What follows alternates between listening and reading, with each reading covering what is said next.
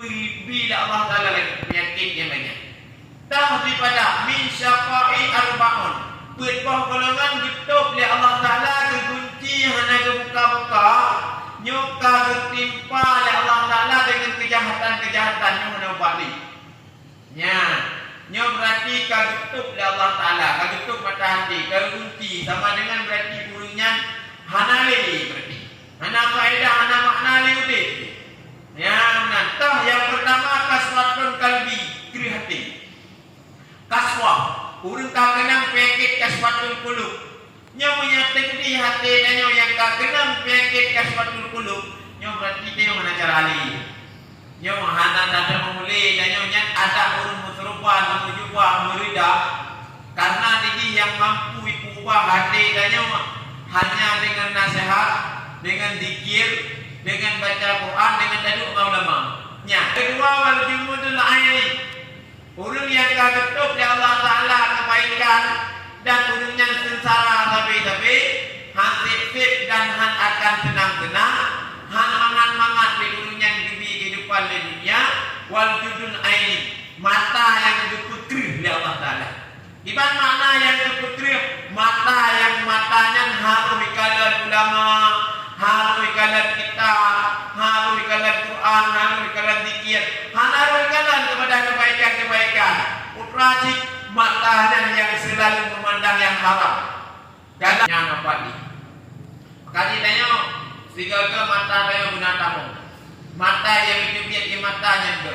Allah Ta'ala dilaki hamba-hambanya dua perkara. Putra dilaki Allah, roh yang mata gelut dan kusyuk hati kata watan doa balut lebih pu yang kata lagi.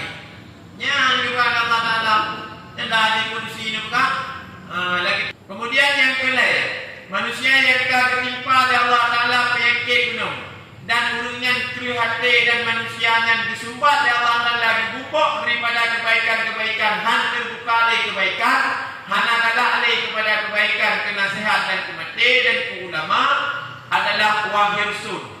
Nyo hirsun. Hirsunnya makna hirsun sarakah. Di mana makna sarakah? Urang sarakahnya urang yang selalu berbimbang memikirkan dunia. Nyo ya. Jadi sarakahnya legapnya bengah urok hana dipikir katnya kipan belum orangnya dukna lu ka ibadat namanya. Dukna kaum selalu dukna kanyan yang dipikir leganya.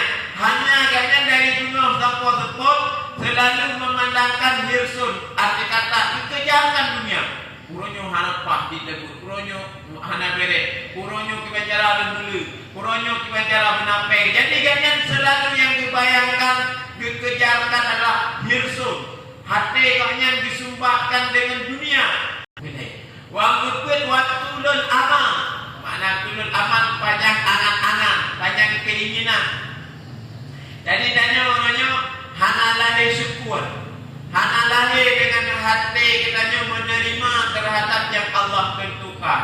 Sampai-sampai dah mengeluh, sampai-sampai merasakan katanya orangnya yang kata mudik pada akibat yang kagumi Allah, yang kagumi rahmat, kagumi nikmat, kagumi kehidupan.